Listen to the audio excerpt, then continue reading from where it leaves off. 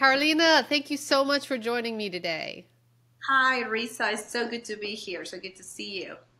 You too. I'm really excited to talk about San Miguel de Allende. Very, very hot, popular spot in Mexico these days. And I know that you're not originally from there.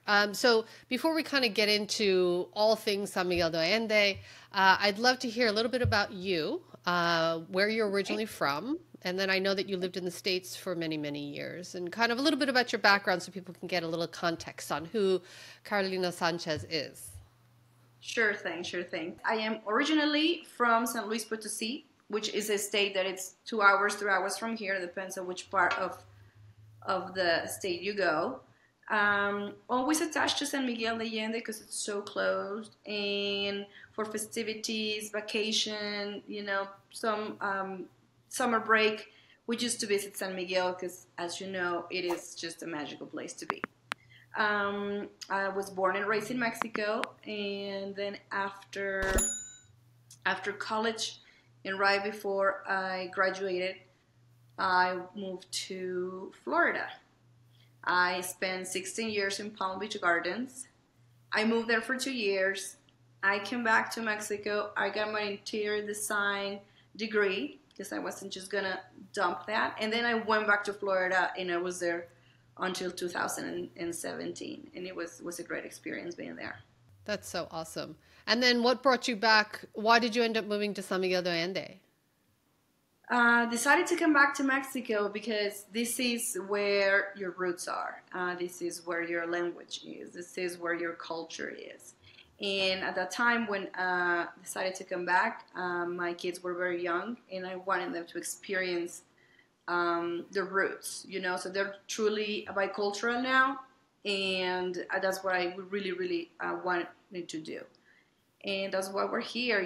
Families here, friends are here, aunts and uncles and godmothers and godparents. And being in Florida, we were far away from that, and that's why we came here. And we're still here. I know my kids are very attached to the United States, and as soon as they can, they're gonna, go back for studying and such. They're really attached to the American culture again, but fully bicultural now, and I think that's the most valuable part of it, and I'm truly grateful that we got to do that move.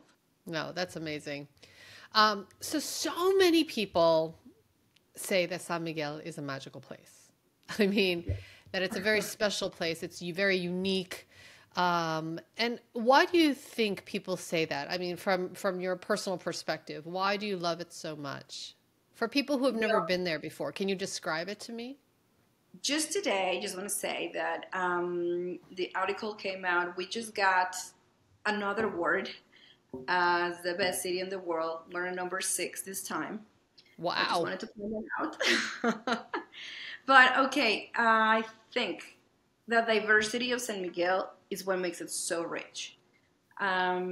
You have people from all over the world, people that likes culture, people that likes art, people that likes this diversity, and they see it as a something that nurtures you, right? Something that gives you. You learn so much from being around other cultures. You learn so much from learning that we cannot be a good community in a united community being from so many places. The American community is the one that is the larger in here, but we really have people from Europe, from Canada, and it's what makes it so rich. Now, culture, like I said, climate, it's one of the main things why people moves here because they cover and snow half of the year, as you know. So that makes it very attractive. Also, San Miguel de Allende started as a retirement place. The quality of life that you can get here once you're retired, it can not be the same as when you are in your place of origin. Why?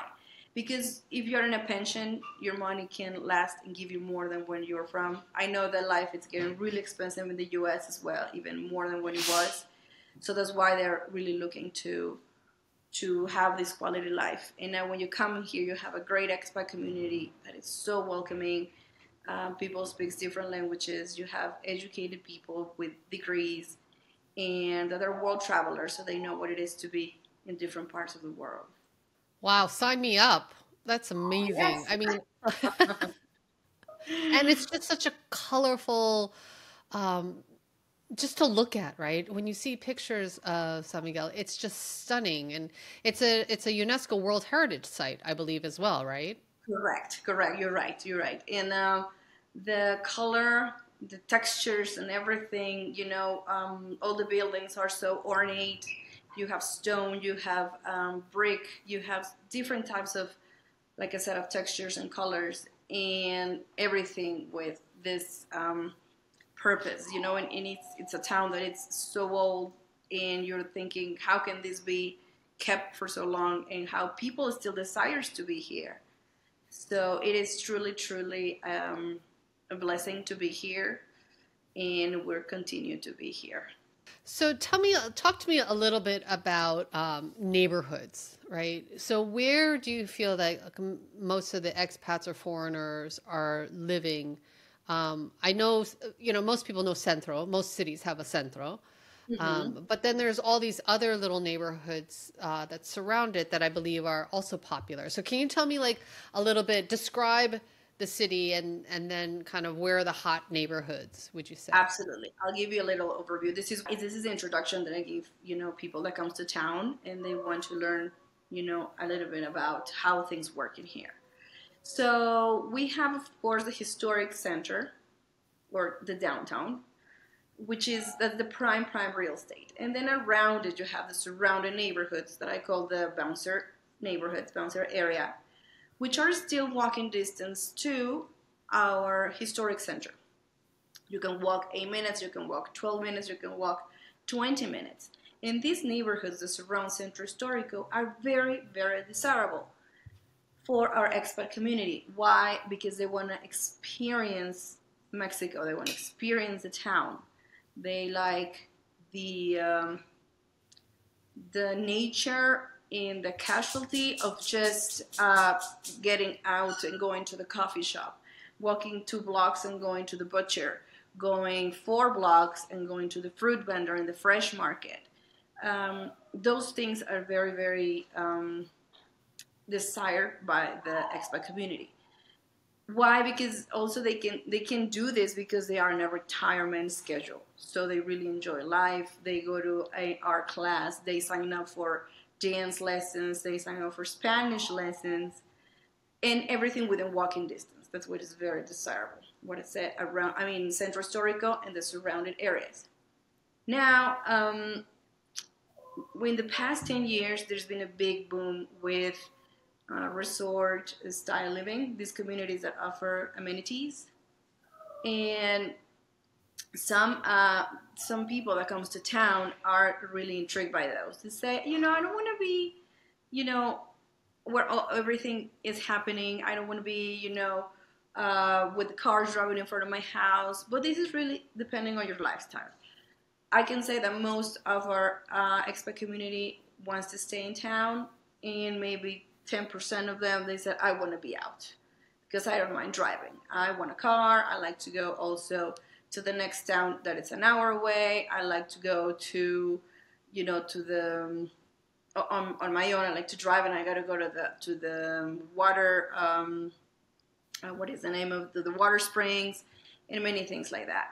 So that's what I have to say about the neighborhoods, and each one of them offers something different. Some of them are like an art district. Some of them are very authentic, with all the stores next, mixed up with the houses. Some of them are completely residential.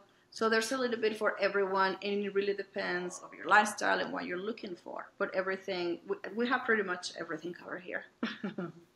So some of these neighborhoods, like say the art neighborhood, art district, or some of these gated communities, what are the names of some of these neighborhoods? Because I know that there's like a San Antonio, there's um, I don't know San Miguel that well, so you'll have to help me out on that. But I do know that there's several kind of pockets, right? Correct. Like 5 or 6 pockets where there are a lot of expats that live, in those communities. Correct. The ones that are more desirable, and they always keep going up in prices, due to the demand.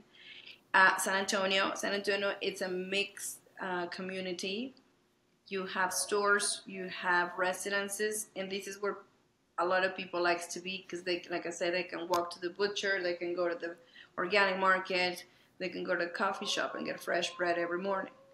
Then we have Guadiana. Guadiana, it's a beautiful, it's all residential neighborhood. You don't find stores like right next door.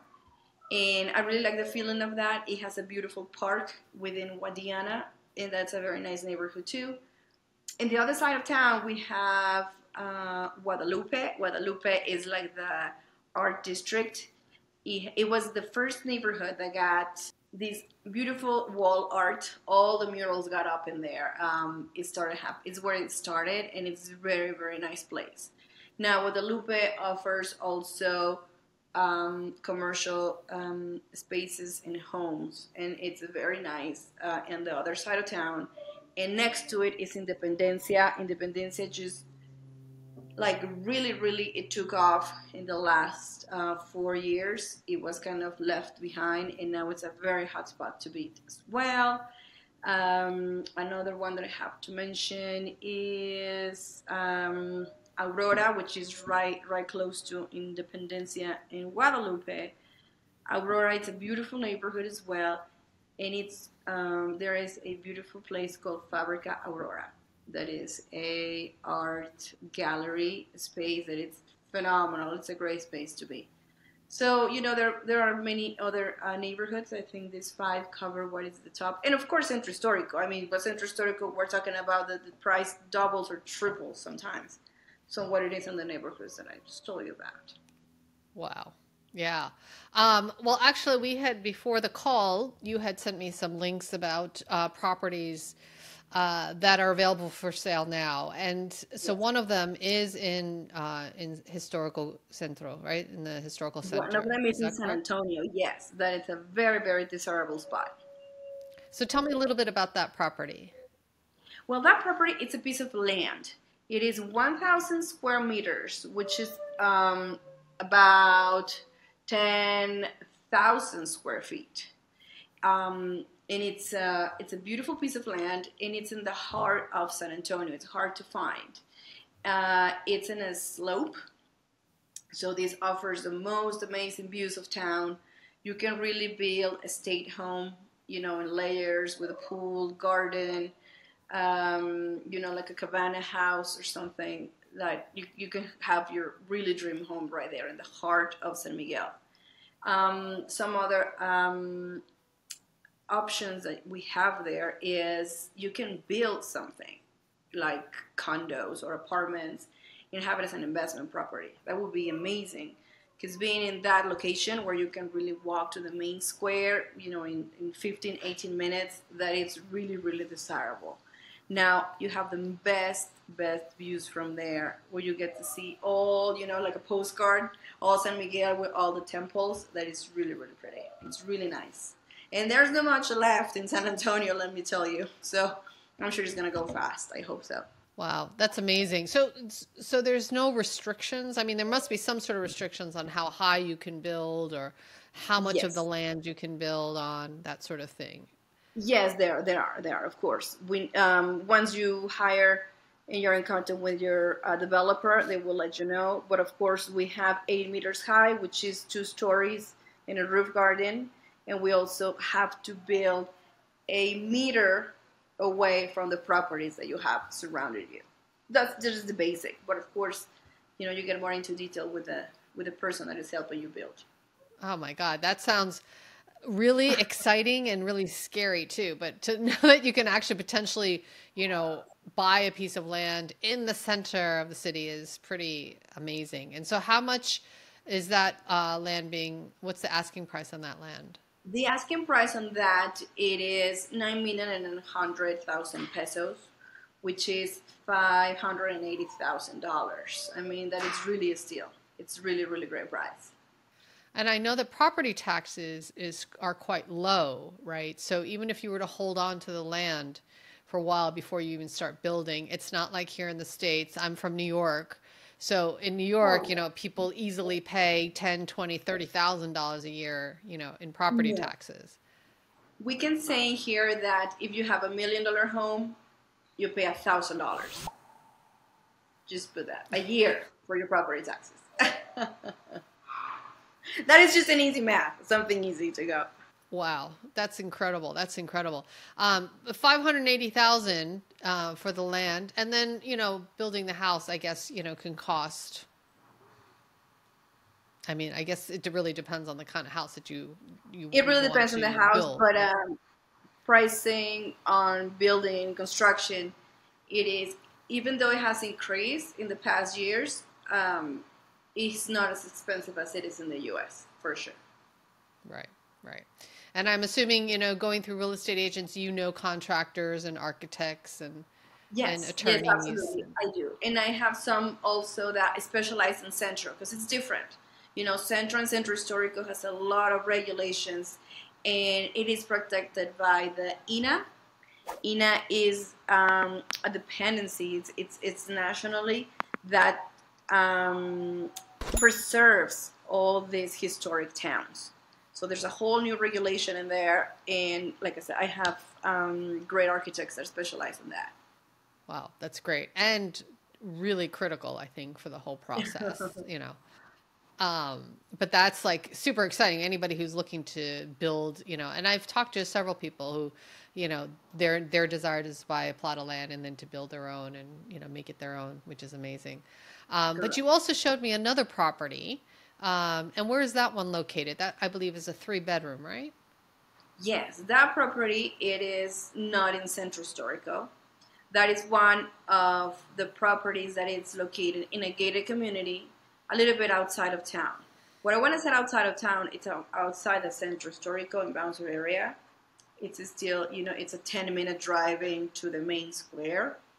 And that property, it's a cute colonial house. It's a charming property. It has 3 bedrooms, it has a studio, a private patio, and a roof garden. That's in a gated community. Of course, you get into HOA fees, which are very friendly. In this property, it's only 900 pesos, which is $50 a month. And you have, security 24/7. You have trash collection. You have your water is included, and the keep up of all the green areas. So there is a benefit of being in these places. A lot of our expat community is here only half time of the year. So they say, I want to just lock up my home and go, or I want to rent it. So they know that being in a gated community, and they can rent it, for people that is just traveling, people that comes here for work in small periods of time. So it really depends on what you're looking for, but this is a perfect example of a property in a gated community and not being in Centro. This house is listed at 280,000, if I remember well, and it is a pretty, pretty house. No, it's adorable, actually. And I Yes. can't even. 280,000 doesn't get you very much here in the States. Well, in the New York area, anyway, for sure. No, it doesn't. Maybe a parking garage, space for a car, it would go for 250,000. Oh, in New York, forget it. That would be a steal. I mean, it's insane. Some of the prices here. And so I feel like, so if one were to make the move there, retire there, whatever. So in terms of other kinds of amenities, right? So I think that a lot of people look at, so do you have Uber or different kinds of public transportation? What if you don't have a car or you don't drive? How do people get around? If you don't have a car, we have the local taxis. Those are very, very reliable. You can always stop a taxi on the street and it can take you from point A to point B. And it's really affordable because every trip is only 70 pesos. That is $3 or $4. And then, due to the nature of San Miguel, we have a lot of private taxis, private companies, and they call it executive, ejecutivo, because it's a nicer car that it's not plotted, like with a taxi sign.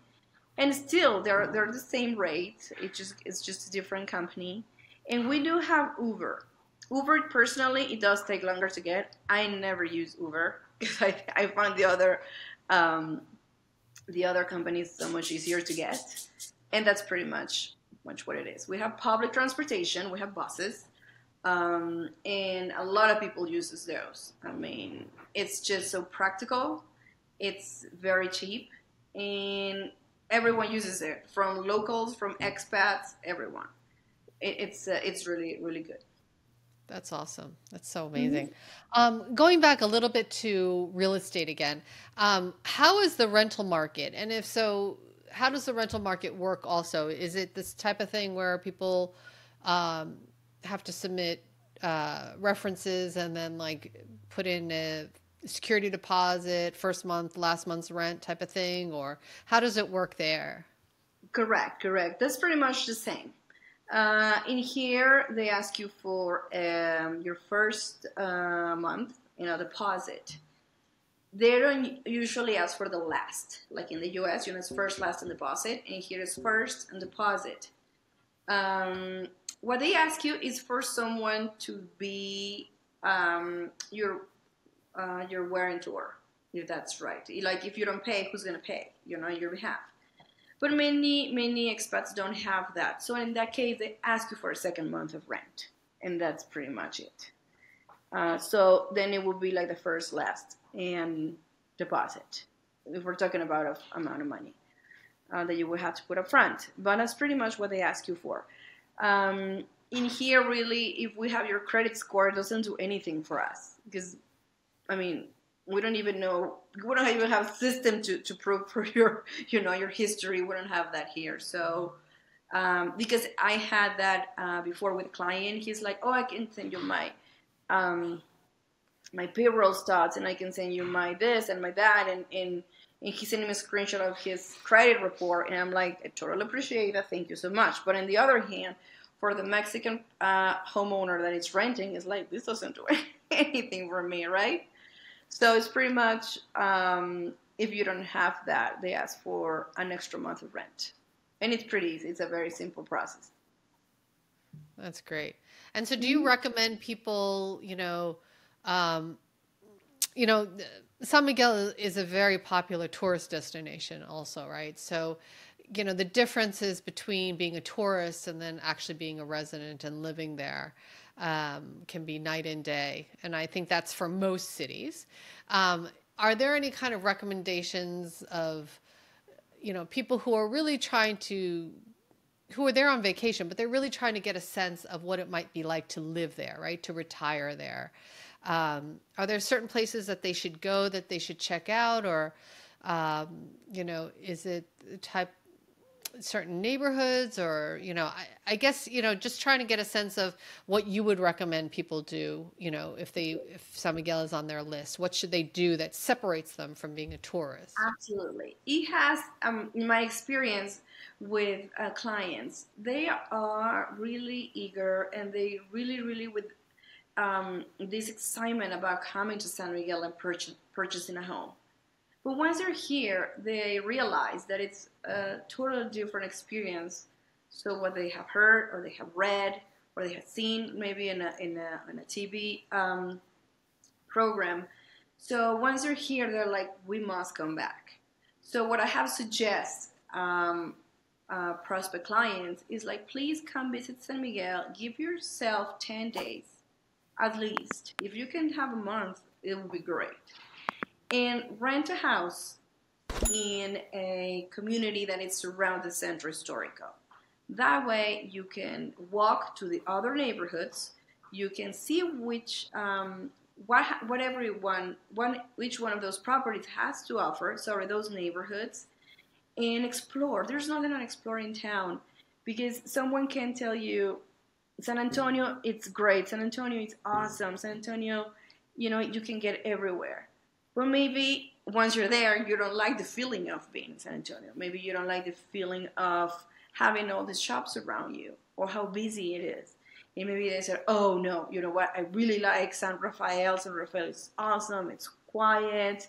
And I like that side of town better, because I found that the gym is going to be there, or I found that Um, the organic market that is on the other side, I like it so much better than the one on the other side. So, I really recommend that you come to San Miguel, stay for at least 10 days, explore town on your own time and on your own terms, and then you'll make a more accurate decision of where you want to be. I think that's truly, truly the best way to do it.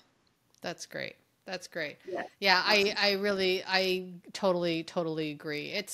It's tricky, right? Because especially if you've been there for the first time, because Yes. everything's so new and exciting and And and it's beautiful. good for me. I want to say it's good for me and for my fellow, agents.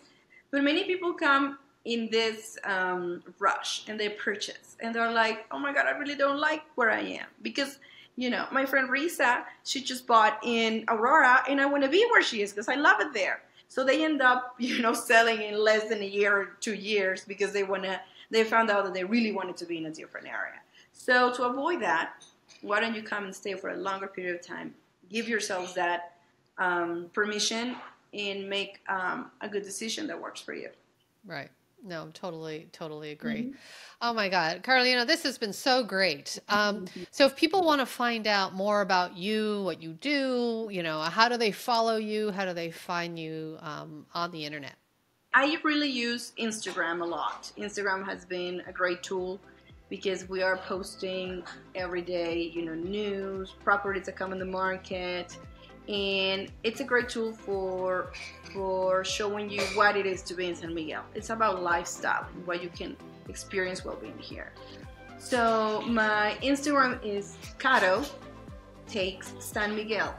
And just come to San Miguel, give it a try, visit it, experience it, explore it, and you won't be disappointed. It's a great place to be.